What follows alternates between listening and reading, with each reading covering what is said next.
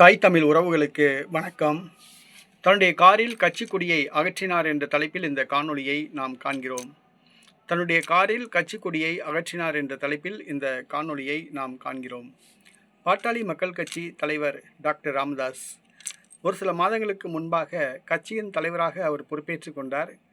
கட்சி தலைவரான அன்புமணி ராமதாஸை தன்னுடைய மகனை பதவி நீக்கம் செய்தார்.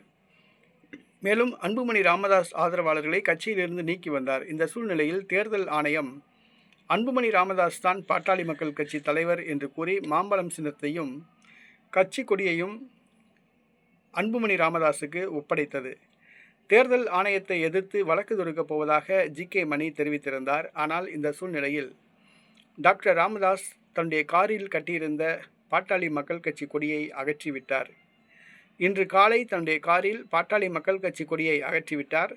அதற்கு பதிலாக வன்னியர் சங்க கொடியை தன்னுடைய காரில் மாட்டியுள்ளார். 1989ஆம் ஆண்டு பாட்டாளி மக்கள் கட்சியை தொடங்கியவர் ராமதாஸ்.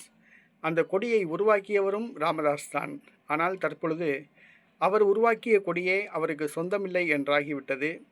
அவருடைய காரிலிருந்தே அந்த கட்சி கொடியை அகற்ற வேண்டிய ஒரு காலகட்டாயம் ஏற்பட்டது. பரிதாப நிலைக்கு தள்ளப்பட்டுள்ளார் டாக்டர் ராமதாஸ். வயதாகிவிட்டது, அரசியலிலிருந்து ஒதுங்கிக் கொள்ளலாம். ஆனால் அன்புமணி ராமதாஸோடு மோதல் போக்கை கடைபிடித்து கடைசியில் அரசியலிலிருந்து விலகக்கூடிய அளவுக்கு பரிதாப நிலைக்கு தள்ளப்பட்டுள்ளார் டாக்டர் ராமதாஸ்.